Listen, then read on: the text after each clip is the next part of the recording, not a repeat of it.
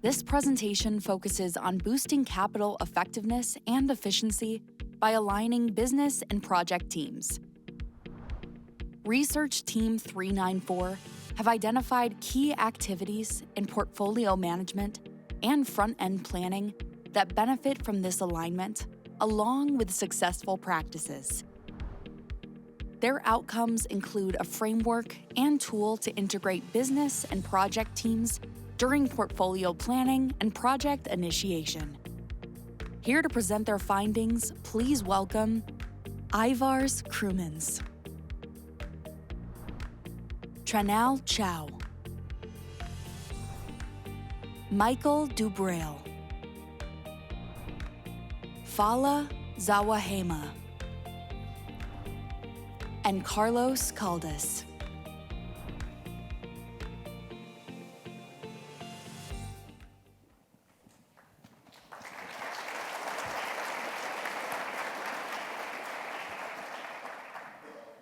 Good morning. What'd you think of the AWT-390 presentation? Wasn't that tremendous? I think they deserve a round of applause.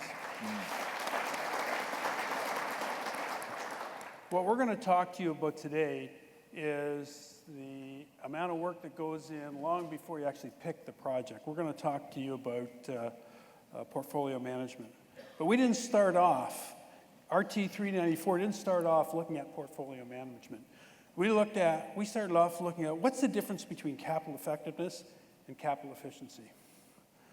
So today we're going to take you through our journey in terms of how we ended up with what I think is something truly amazing and a well-structured portfolio management approach to our capital programs. But first, I'm going to talk about the problems we saw in industry. My colleagues are going to talk about the journey we went through, and we're going to wind up with the benefits that we think this research took us through. So a little bit of background. For the last 40 years, CII has been involved in doing great research with academics and industry to solve the business problems with respect to our capital projects. And it was all about delivering capital efficiency. Well, today we think it's about capital effectiveness and capital efficiency. After all, at the end of the day, it's us achieving the business goals based on the assets we build. Now, if you don't get it right, the world is littered with examples of not getting it right. And probably the most visible one for those of us over 30 years old in this room was Blockbuster. Who remembers Blockbuster? Who actually used Blockbuster, right? Well, think about that. In 1994, they were worth over $8 billion. And a little startup company came along and said, hey, would you like to invest in us? We think there's a better way to deliver movies. Their view was, no, people want to come to our stores. And they were very efficient at building their stores. As we well know, Netflix was very effective in picking data centers as a means of delivering movies. And we see what happened. Kodak is another great example. At the height of their economic power, they built incredible film processing plants, better than almost anybody on the planet. And they invented digital photography. But their belief was that digital photography would not replace film. People would like that tactile feel of film. Everybody wanted those hard-coded pictures, right? Fujifilm, who was chasing them from a development point of view, continued to invest in their development, but they saw the future in digital cameras, and they invested heavily. And they built the plants that were necessary to build the early digital cameras and the ongoing digital cameras. They expanded throughout the world. Again, one was very efficient, the other was much more effective. And then finally, closer to our world, Carillion, contractor that a number of us were aware of, went bankrupt in 2018, and it had a ripple effect around the world in a lot of projects. They were an example of lack of effectiveness and lack of efficiency. Whereas many of our CII contractors here, and I apologize, if your name is not up on the screen, we just didn't have enough room. So we took a few at the beginning, a few in the middle, and a few in the end. And those big blue dots represent the rest of you that we couldn't put on this screen. But CII contractors get effectiveness and efficiency. And I won't read through the slide items. But history shows us that if you build it well, but you build the wrong thing, you won't be in business long. And so, as we were on this journey of discovery, and we've spent the first few months trying to figure out where we were going to take this, we looked at some challenges out there. And this is a study done by McKinsey that said, if we could get it right, if we could get effectiveness and efficiency right, we could save $1 trillion a year just in the infrastructure sector. We could save $200 million in improving our project $200 billion, sorry, in improving our project selection. We could save another $400 million, the bottom red box, $400 billion, if we just invested in the existing assets well, and we did that process well. And then another $400 billion in efficiency if we executed well. One of the challenges we see, and this is a study from PMI back in 2018, is we see that our business folks and our project folks, most of us in this room, we don't quite see eye to eye on things. It's almost, if you look at this survey and you look at the 4 topics there, and they all work in the same company, that they're seeing the world through a different set of glasses. And so we recognize that as a challenge. So we set out, as we were looking at capital effectiveness and capital efficiency, to figure out how we could solve that. So as we went through the discovery mode and we came into doing the hardcore research, we realized 4 things, and we're going to talk about that as I hand it off to my colleagues. 1, there's no standard definition for capital effectiveness and capital efficiency. You would think that would be easy. No structured and integrated framework for portfolio management. A lot of us do portfolio management. We all tend to do it differently. And most of the folks we talked about, nobody does it fully in an organized, structured way. There were no good examples that we saw in the research in terms of how to do this. And then finally, there was no published benefits of why you should have a well-structured approach trying to drive capital effectiveness, capital efficiency through portfolio management. So I'm going to turn it over to my colleague, Falah, and he's going to talk about addressing the gap. Thank you. Thank you. Thank you, Michael. Thanks all, and good morning to all. Building on what Michael mentioned, again, the topic, and that's the benefit of being part of CII, is those 4 challenges that Michael has mentioned or introduced, how to approach while we are trying to resolve them.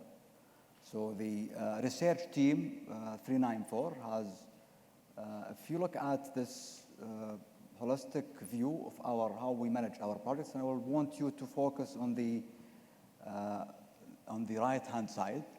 Now we are celebrating 40 years of CII success, and it's a true success. Most of us here, owners, supplier, contractors, have seen proven benefits from the practices that has been produced by research team within CII. So most of our, let's say, success and value were gained from our rigorous front-end loading. We have, for example, the previous team who talked about advanced work packaging, PDRI. I would just name a few modularizations. So all of that work is great, and we will sustain and build on it. Now the team has realized that we need to not to shift the focus, but more to broaden our focus, to look at a larger view and mainly in the portfolio management. The portfolio management is the engine that will provide the integration between two important critical functions within our organizations, the business and the project team. In addition, that you would see on the framework that will come at a later part, this engine, the portfolio management, would also enable engaging earlier with our key suppliers. Now, the other approach is to see most of us has different applications of portfolio management, and we want to see how our organizations today, currently, handling and managing this important area. The team has gathered 10 case studies, various implementations of portfolio management, including owner, contractor, and supplier. They went and gathered their experiences and their successes. They were followed up by interviews, interactive interviews, to get the best experience they have. And in addition, the final report was shared with the industry, subject matter experts, executive professionals who provided insights that were reviewed by the research team, and they were reflected in the final report. Now, the deliverables that research team 394 has been able to produce include a common definition for the industry to use for capital effectiveness and capital efficiency. We have also gathered and collected success implementations of portfolio management by various organizations, created a structured and standardized framework to handle portfolio management, and provided descriptions for what are the benefits. At the end of the day, most of us want to seek any opportunities to excel in our project management. So the team were able to describe and gather the major benefits that our organizations will benefit from. And I would share with you how these, they are mainly under 3 pillars, those benefits. The first one, the earlier and broader engagement of internal and external stakeholders. So the model will provide that tool.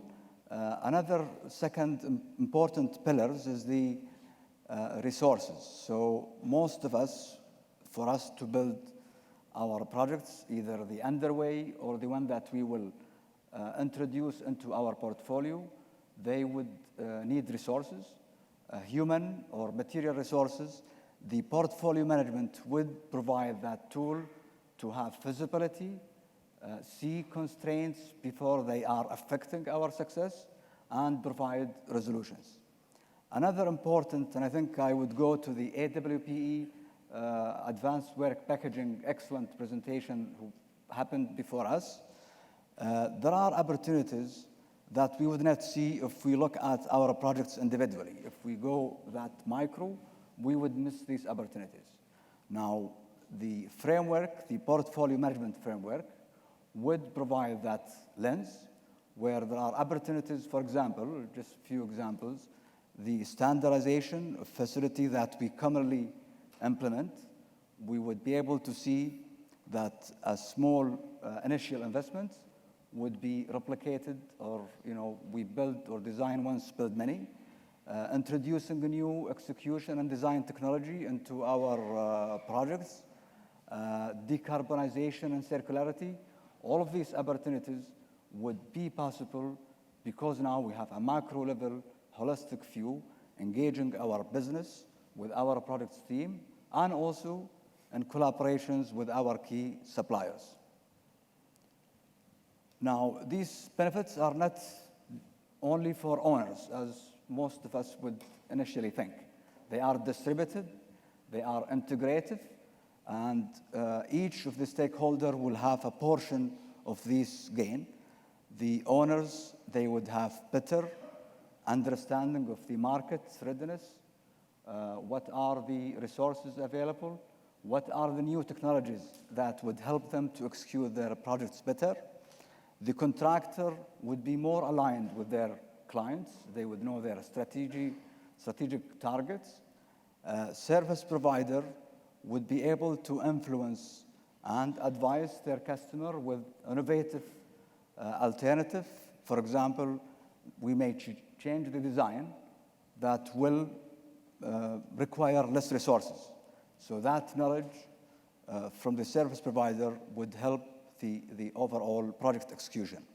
Supplier or material equipment manufacturer would have even an opportunity to disseminate innovations into their clients' projects, and will also would optimize their equipment lead time, minimize inventory, and material waste.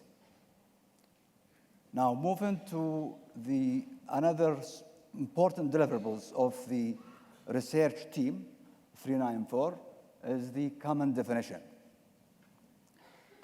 The team has spent extensive effort at the beginning of the research. We reviewed the literature, the industry definitions. There are various definitions, and we reviewed them in order to articulate the optimal and best definitions that we could put together as the foundation and building blocks for the current research, and also we hope that this will open a new research in the future on the field of portfolio management. And if I may ask you to deviate from the rule, and I would want to go with you and look at these definitions and read them together.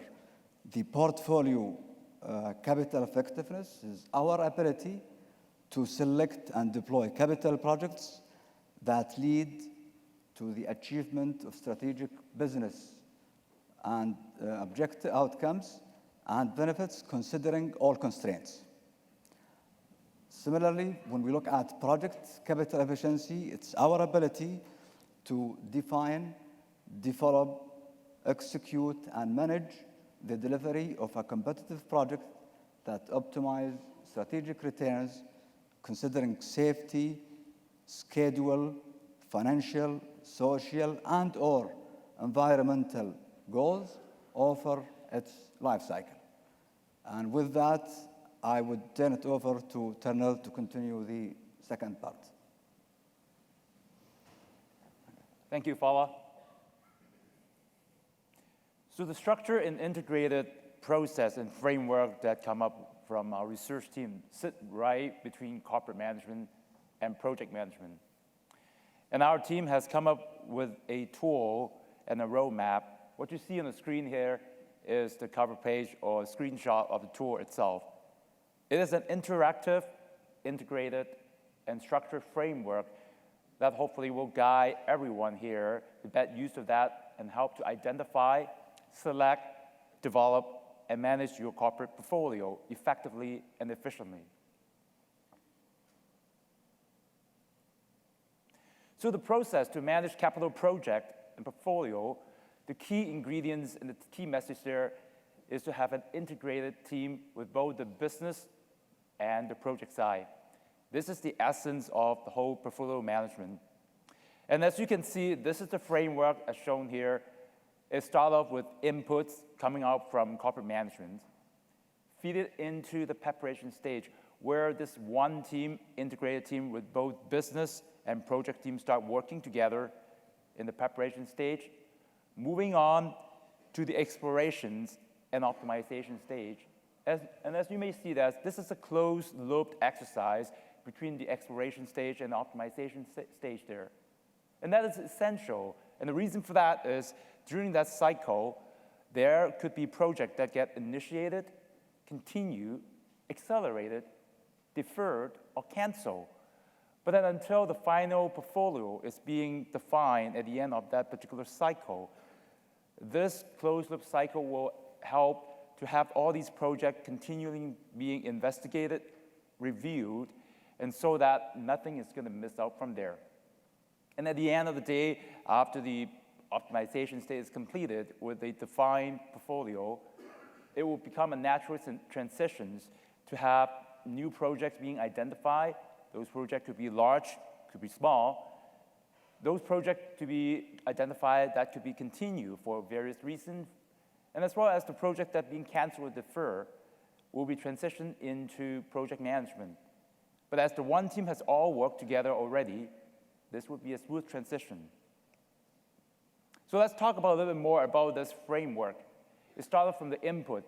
And like I said before, the inputs come from corporate management.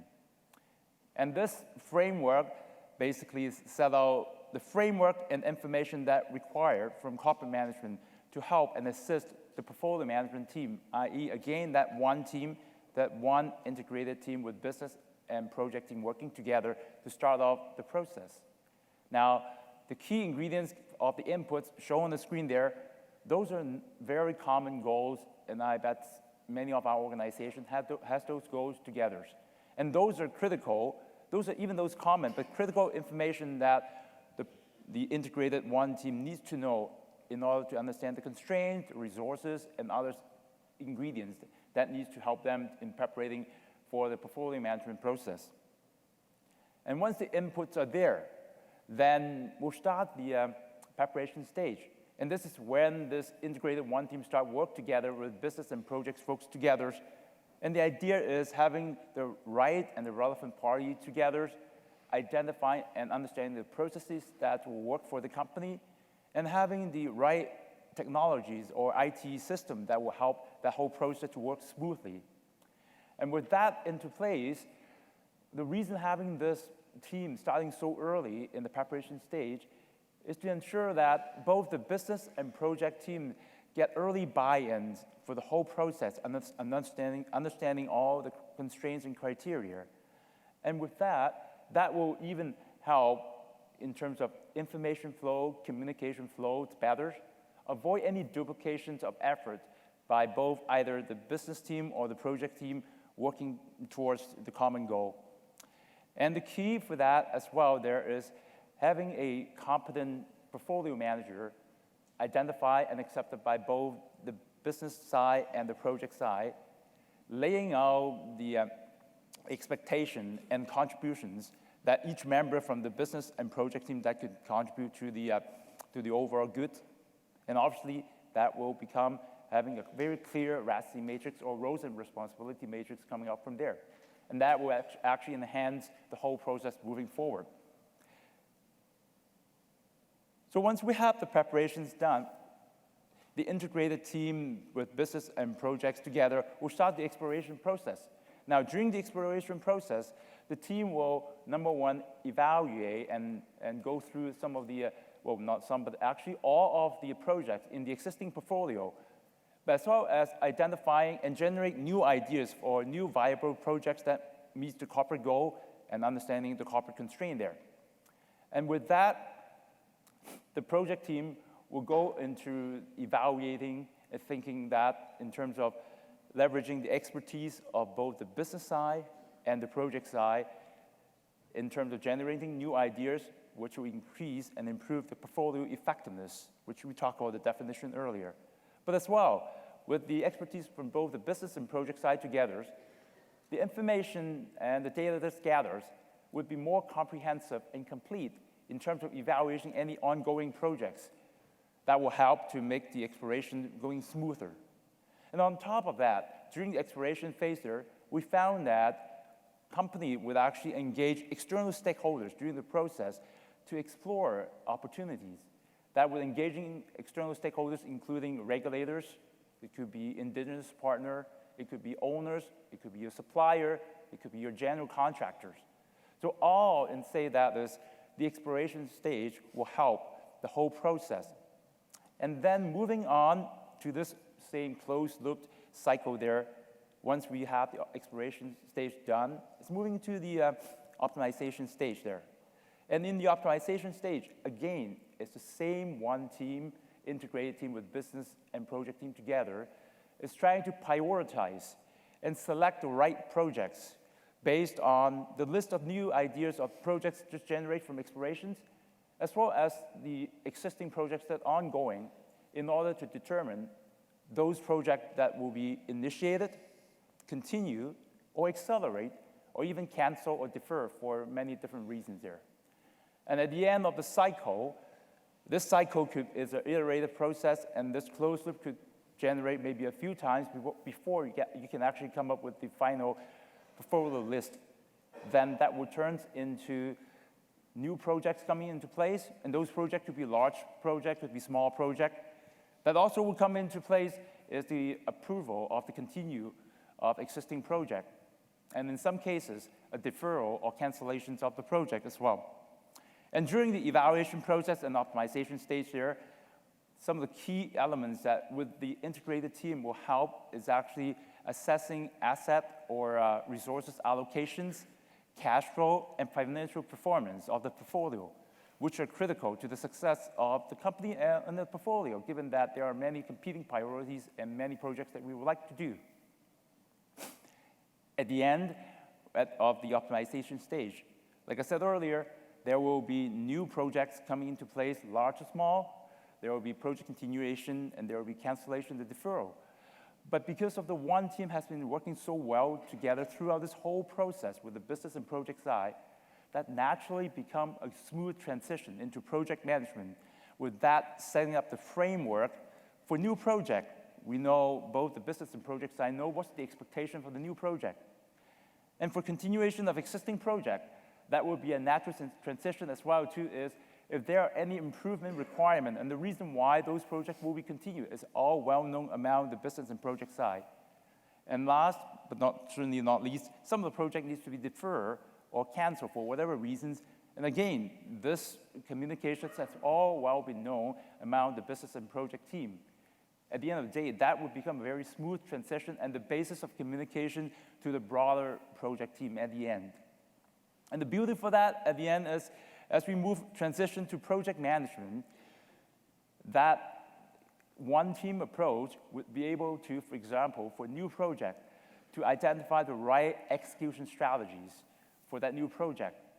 And the beauty for that is that will improve your project efficiency.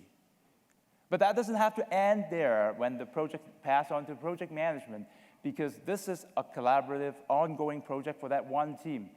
So when the project actually goes into execution phase, some of the practice could also be included as having the information from the field, from the execution phase, being feedback to the business team, and let them be having more exposure for ongoing problem with the construction site at the execution phase, so that will help them to understand the complexity of the execution phase of a project, which eventually, when this whole cycle started again, the business team will be more well-informed about the challenge on the field.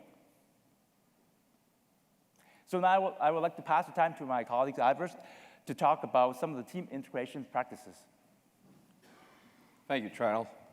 So you already heard that we had a lot of case studies that we did and subsequent interviews to talk to the portfolio people, contractor people, project people, business people. And so we've taken examples, and from those interviews, we were able to put this structure together. It was something that, as Michael talked at the beginning, we didn't know where we were going to wind up, where we're going to get to, and here we are, we got this. So we've taken some examples, and not everybody has everything, and as you could tell, some people do portfolio project management right now, but not everybody's doing everything that we found, and our goal here is to show you examples of what people are doing and how it all culminates into the structure we're providing you. So if you think of the chart that initially Falah showed you, the portfolio management, and what Tranal got into a little more detail about, you have corporate improvement practices, the overall structure portfolio management. So some people have a corporate excellence team. It's a team of business and project professionals who are defining the system, how we're going to do it, how to do this portfolio management process, how are you going to decide which projects are going to go forward, which projects are not going to go forward. And the other one item we had is consistent portfolio management chronology. It's August. Many of us, when we go back, we started getting involved in the planning for 2024 and beyond. So there's a certain structure you have beginning of the year. What decisions are made, start identifying things, when things need to be submitted up through the ranks, up through management, to decide what you're going to execute. And then we work from the left on inputs, preparation, exploration. There's different things that people do in team building practices, such as a corporate capital academy. This is a session which is internal, have the business and project people working together, teaching together, demystifying project execution to the business people saying, here are what our objectives are, here's what we're going to do, and they're getting together to decide, it's starting to socialize the project and portfolio for the next year. A corporate summit. Corporate summit is real key. Falah talked a lot about bringing in all these different stakeholders, and Tranal brought about bringing, First Nations, regulatory people. A corporate summit, you may have a semi-annual, annual event where you're going to bring people together and start talking about the project. So if you bring in, and it's not only an internal thing, it's also with external stakeholders. You're telling them to a contractor, here are the projects are planned, we're spending, this is our capital plan, so many billions of dollars for the next 5 years, here are the types of projects we're looking for, here are the type of companies we're looking for. You start planning for yourself what you're going to do. And then you have the suppliers also engaging this, what kind of plants are being built, what's going to be needed. They can start figuring out what their planning is and what they can focus on. And then you have the existing assets, the improving team department, assets are operating now in the facilities, what needs to be done, what new regulations are coming down the path that we need to meet, and when do we have to meet those. There's something we can improve from our optimization to improve the energy efficiency for our assets. Those probably identified. Those become the small projects that are shown on that chart below. And then as we're going into energy transitions, Dr. Weber talked about it this morning, energy transition, we're getting to new areas, electrification and other things.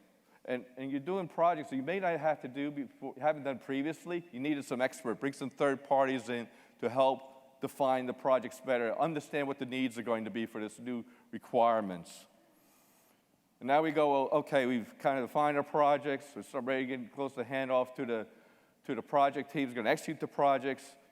Some companies, and I've been personally involved with a company that did this, or a couple of projects, where they had a facilitator, if you will, someone who took the project from FPL 0, 1, 2, and then started handing over to the team to execute, because they're bringing it across what the business requirements are for the project, helping them define, understand why am I doing this project, what's the goal for the objective for the project, for the whole enterprise. Project opportunity plans. You may call them an executive execution plan. This is going to talk about not just how am I going to execute the project, now I'm going to apply the previous session about AWP. It's going to talk about the business needs. What are the risks? What are the market drivers for this project? Understand why am I doing this project, and what are the things we need to pay attention to make sure we're successful in this in implementation of the project. The last two areas, you have project steering committee, frequent state of the system meeting. We all have sponsors, project leadership teams that talk about the projects. Now you talk about in an enterprise, in a whole portfolio of projects. You're talking about where we are, how we're executing them, are they doing well, and then being bold enough to step up and say, you know what, we got to stop this project. We can't go ahead with that, with all the things and ramifications along. You're reviewing the projects, do they make sense? And then the state of the system, same thing. You're looking at the projects, how they're going, looking at the system, looking at the whole process. Is this process working for us? We've all done visions and things to give it different types. They go visions of probably what are we going to be doing in the company. You go back and revisit it all the time, kind of tweak it and see how am I going to improve what I'm doing now? How do we improve this process for our portfolio management? And we're off to the right, we're executing, and also on the early left side, communications is key. Communicating, integrating those project and business people, that they can have an open way of communicating, no barriers for them, open communications. And then finally, you have digitalization. We all see digitalization in the plant operations.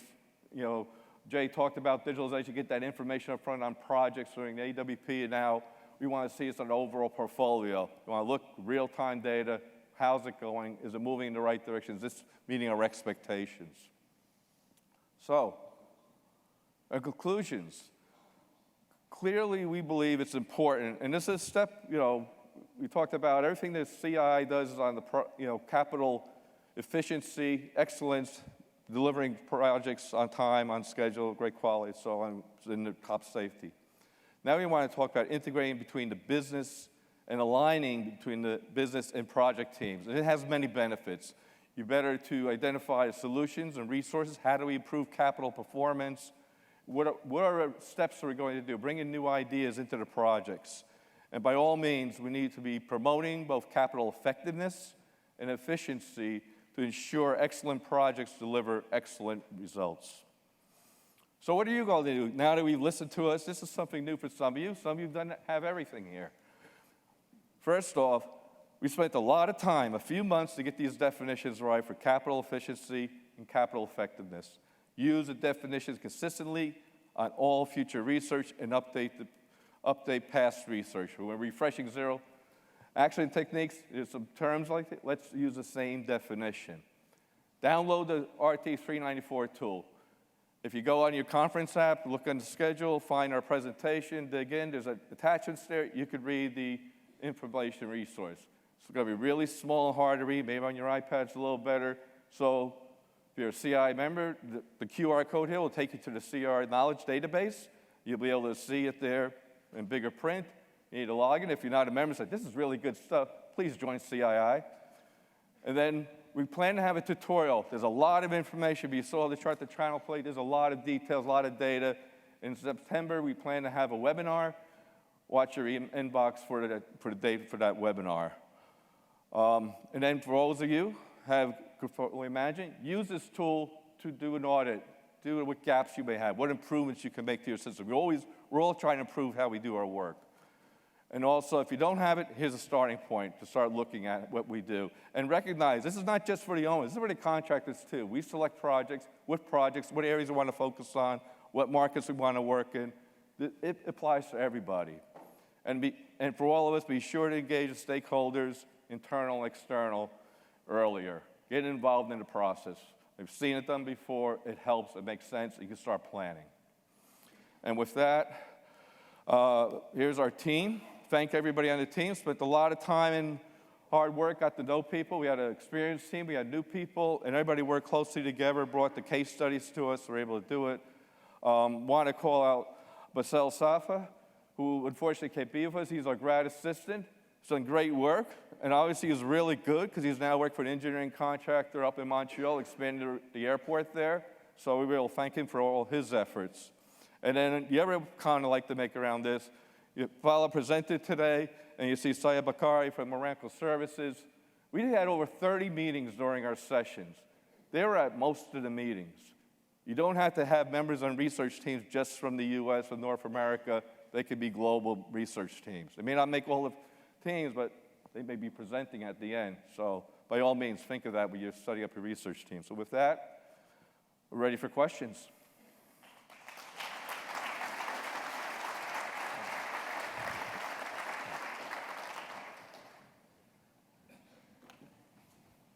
Thank you so much.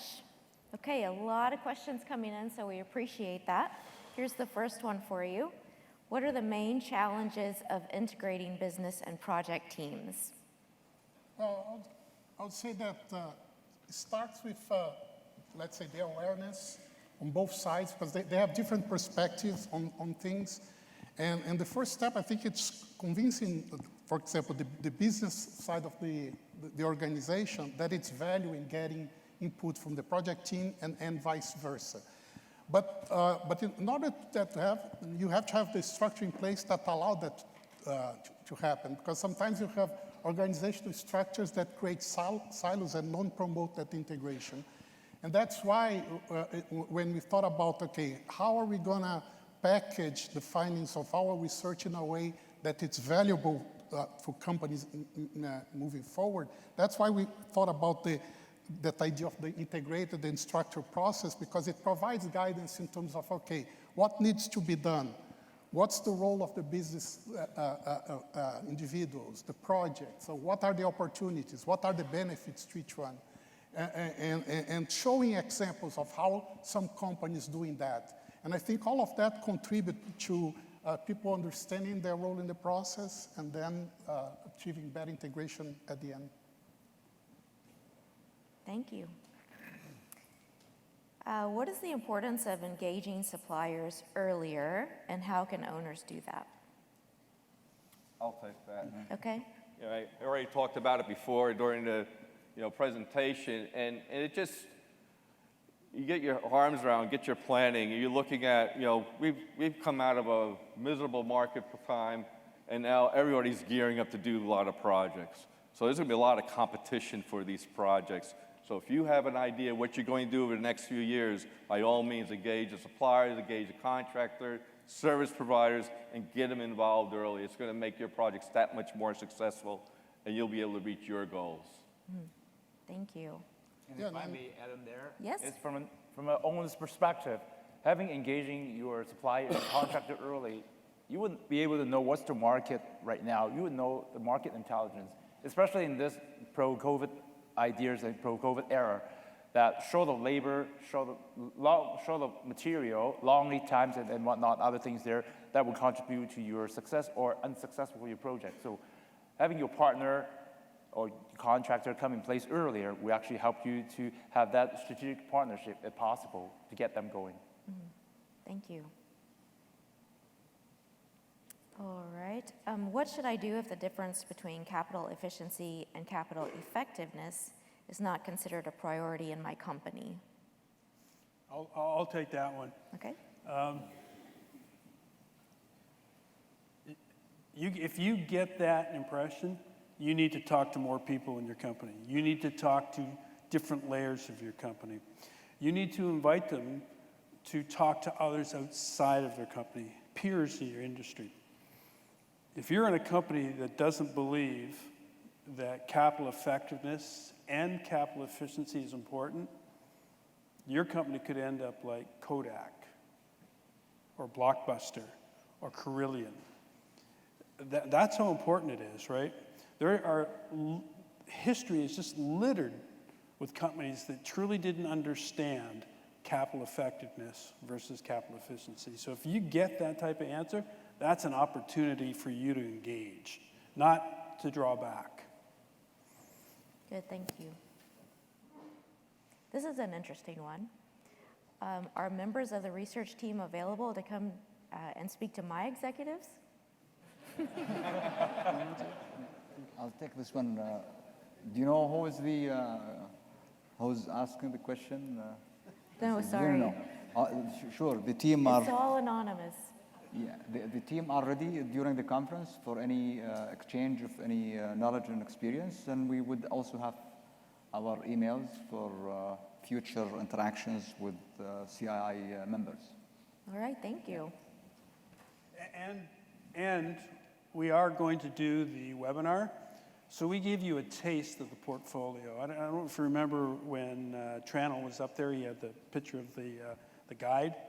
It's extensive. It's meant to handhold those that aren't very good at portfolio management to get them up to speed. Maybe not as extensive as our colleagues in AWP, but for CII, this is the first journey, and it's a structured journey through that portfolio management guidebook that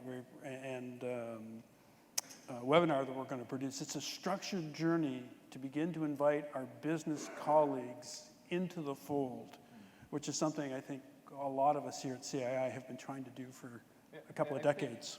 Just to add to Michael's point, Michael said that earlier, most of us here are on the project, let's call it the efficiency side, the execution side. By all means, try to bring in some people from your business side when we have the webinar and expose them to this, to get them to know what we've done here and have them encourage them to that. And I think all of us are willing to answer questions and help people to do this. So Great, thank you. So look out for that invitation. Are there specific tools studied by the research team to do better portfolio management? Any specific tools? Well, basically, the implementation resource that we put together was our approach in terms of putting all the components, what we learn in the research in one place, right, where you can have a better understanding of all the stages, all the activities in the portfolio management process. But not only that, but looking at who should be involved, what are the benefits to those involved, examples from case studies from different companies that we collected data from during the research. And as Aivars mentioned, and Michael as well, this is one of the first few studies that CII did that focus on what happens before front-end planning. right? So in a sense, our task of this team is to lay like the initial framework in terms of understanding what's out there, but based on that, we think that well, there will be need to go deeper in some aspects of that, and that will also facilitate in terms of promoting a research agenda for the future. And going back to also to what Falah mentioned, yeah, there are many benefits that it's going to be it's hard to achieve at the project level. It only makes sense at the portfolio, right? And understanding how the portfolio management work and understanding how business and project team can work together, that's what's going to allow us to improve more, not much in the operation side of how you execute project, but even in terms of strategy, how you better align our business, how you better deal with the challenges that our world is facing. The world, things are very dynamic these days. You need to be responsive, right? And it's not even the extreme case where a company can go bankrupt. Well, just by being able to better select project and better execute them, you're going to have better results, right? And that's what we're trying to promote here. Look at both sides. All right, well, very good. Thank you to our research team.